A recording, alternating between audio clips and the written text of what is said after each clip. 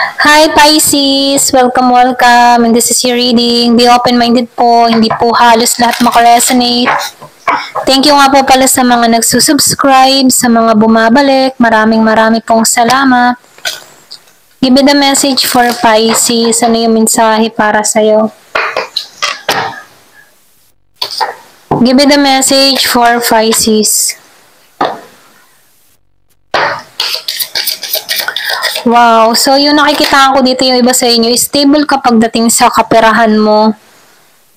Meron akong nakikita dito na nagiging maayos, yung kabuhayan, nagiging siyang matagumpay. So nakikita ko dito na maganda yung kalagayan mo, okay? Kung ikaw man nitong mga nagdaang taon naging mailap sa iyong kaperahan, nakikita ko dito na ngayong taong ito, swerte ka pagdating sa pera. Okay, kaya mong balansehin lahat. So, nakikita ko dito, very grounded din yung iba. Hindi ka basta-basta din nagtitiwala sa tao. Masyado kang protektado sa energy mo. So, nakikita ko dito, masuri ka or pwede rin sabihin na hindi ka lang open. Open sa lahat, ganon. So, nakikita ko dito, meron ditong nakatuon sa'yo. Kung meron kang kadiling dito na Scorpio, Cancer, and Pisces, nakikita ko dito na itong tao na to ay nakatuon sa'yo, andun yung pagmamahal ng tao na to sa'yo, seryoso siya dito, matagumpay din to. So nakikita ko dito na okay yung kanyang emotion, stable, physical, emotional, pagdating sa'yo. Nakikita ko din dito, yung iba sa inyo may pag-angat na mangyayari sa buhay mo. Kung ikaw man dito ay sinubok ng panahon, matatapos na to at dito na yung kalbaryo na tatanggapin mo tong pag-angat na ito, okay? Yung iba naman sa inyo, merong bagong simula na naghihintay sa'yo. Meron ditong happiness na naghihintay sa'yo. Yung iba sa inyo, may vision ka. Meron kang ninanais, meron kang gustong makamtan, na kung sana nung handa kang makipagsapalaran. Hindi ka takot sa pakikipagsapalaran. Yung iba sa inyo may paglalakbay na gagawin. Nagbabala kang maglakbay. Pwedeng nagbabala ka mga ibang bansa or pwede rin maglipat ng lugar. Nakikita ko dito na nakatuon ka sa bagong simula. Gusto mo ng bagong buhay, bagong simula, ganon. Na may pag-angat.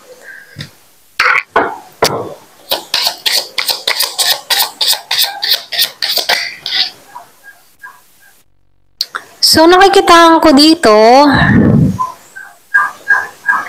matapang ka.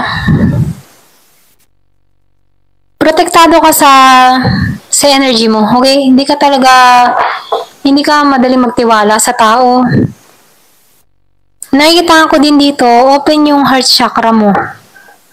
Alam mo yung gusto mo, hindi ka kailangan kontrolin ng iba, hindi ka kailangan manduhin ng iba. Alam mo yung tinatahak mo, alam mo yung ginagawa mo.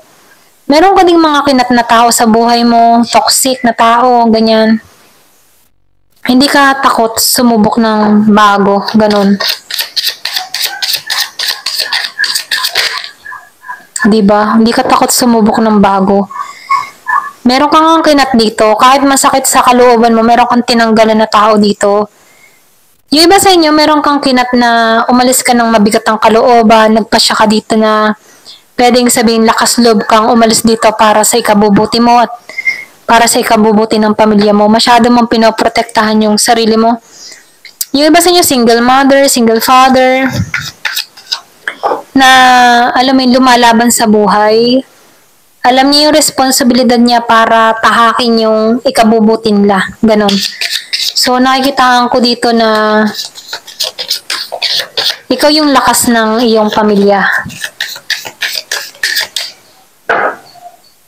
Sa'yo kumukuha ng lakas, ganon.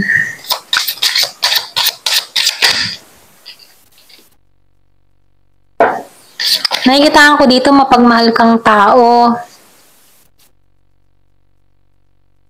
Pero may paggising dito Meron ditong winasak sa inyo, okay? Meron ditong, sa winasak parang meron tinanggal, merong natauhan, merong nagising or ginising ka para makita mo yung halaga mo. Kasi dito nakikita ko dito meron kang inalisan, meron kang tinanggalan. Kahit mahirap inalisan mo to para sa ikabubuti mo kasi alam mo kung paano irespeto yung sarili mo. Meron ako nakikitang bagong simula dun sa iba. Yung iba sa inyo merong bagong taong darating sa buhay mo na magbibigay ng totoong pagmamahal sa'yo. Kung ikaw man ay nakaharanas dito na hindi ka minahal, tinarato ka ng hindi maayos, nakikita ko dito na merong pagbabago na mangyayari sa'yo. So, nakikita ko dito na talagang tinanggalan mo, meron ka talagang inalisan. Nakikita ko dito kaya medyo protektado ka sa emotion mo dahil ayaw mo na mapagloko. May trust issue ka. Di ba sa inyo, nakaranas ka ng betrayal kaya ganun na lamang yung protection mo sa ginagawa sa sarili mo. Mahirap kang makilala ng tao ganun.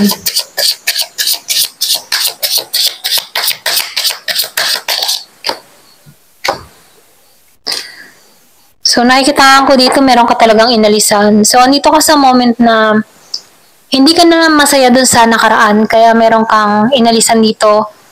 Meron kang paglipat ng lugar. Yung iba sa inyo, umalis ng bansa, umalis ng kanilang lugar, nagpakalayo-layo. O talagang nakikita ko kasi dun siya nakakahanap ng bagong simula. Or pwede rin nagpaplano ka ng ganito. Gusto mo ng bagong direksyon. So nakikita ko dito yung pag-aani ng tagumpay dun sa iba. Yung mga tinarabaho mo, kung ano man yung ginagawa mo, kung ano mang klase ng trabaho mo, nakikita ko dito yung pagpupunyagi or pwede rin sabihin pagkamit ng mga biyayang ito. Okay? Fruit of labor, kumbaga. Yung hirap ng iyong mga ginawa ay makakamtan mo na yung ginhawa, pag-aani ng ginhawa. So nakikita ko dito, meron kang perang parating, nagiging maayos yung takbo ng pamumuhay mo.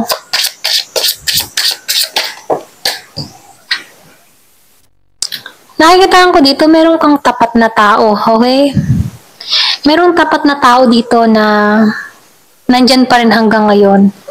Pwedeng kapatid, yan, pasensya na utal ako. Pwedeng kapatid, kaibigan, meron kang malapit sa'yo na nandyan palagi sa tabi mo.